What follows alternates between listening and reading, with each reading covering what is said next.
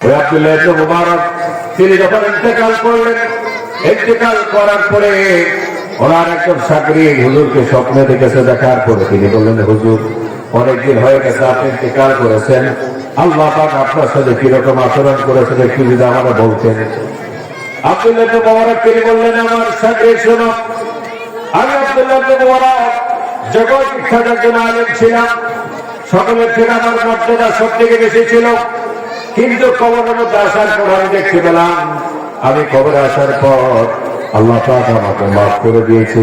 তবে আমার থেকে আমার বাড়ির পাশে যে একটা কামার ছিল, সেই কামারের মর্যাদা আল্লাহ পাক আমার থেকে বেশি দিয়েছেন। তো সুবহানাল্লাহ। ওই সাথে ঘুম ভেঙে গেল। ঘুম ভাঙার পরে চিন্তা করে গেল, ফিরে আমাদের হুজুরের এত মর্যাদা নাই, কিন্তু হুজুরের বাড়ির পাশে যে কামার তার এত বেশি মর্যাদা, কারণটা কি? আমাকে সেই কামার সম্পর্কে তথ্য নেওয়া লাগবে, সে কি এমন আমল করে যে আমল করার কারণে আব্দুল্লাহ ইবনে মুবারক থেকে সেই কামারের মর্যাদা আল্লাহ পাক এত বৃদ্ধি করে দিলেন। তার কারণটা কি? সেই কামারের বাড়িতে সে সাক্ষী গেছে। যাওয়ার পরে পর্দার আড়াল থেকে তার স্ত্রীকে বললেন, আপনার স্বামী কি এমন আমল করতে, যে আমল করার কারণে আব্দুল্লাহ ইবনে মুবারক থেকে আপনার স্বামীর মর্যাদা আল্লাহ পাক বাড়িয়ে দিয়েছেন, তার কারণটা কি?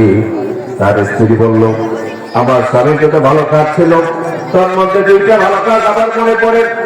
একটা ভালো কাজ হচ্ছে আব্দুল্লাহ ইবনে মুবারকের আমার থেকে ওই ঘটনা দেখা যায়, তিনি যখন রাতের বেলা ঘরের ছাদের উপরে দাঁড়িয়ে যখন তিনি তাহাজ্জুদের নামাজগুলো আদায় করতেন, ঘরের ছাদের মধ্যে দাঁড়িয়ে আমার স্বামী সেই দৃশ্যটা যদি দেখতে, দেখার পরে আফসোস করতে, না আরে আল্লাহ যদি আমাকে কামান না বানিয়ে ওনার মতো এত বড় আলেম যদি বানাতেন, তাহলে তো আমি এত সুন্দর করে নামাজগুলো আদায় করতে পারতাম। তিনি আফসোস করতেন। আরেকটা ভালো কাজ হচ্ছে মসজিদে আযান দেওয়ার পরে আমার স্বামী কাজ ফেলে দিয়ে তাড়াতাড়ি মসজিদে চলে যেতেন। সুবহানাল্লাহ। ওই সাথে তখন তিনি বললেন, আমার কাছে বলা হচ্ছে তোমার স্বামীর দুইটা গুণের কারণে আল্লাহ পাক তোমার স্বামীর মর্যাদা আব্দুল্লাহ ইবনে মুবারক থেকে আল্লাহ পাক তিনি আরো বৃদ্ধি করে দিয়েছে। সুবহানাল্লাহ।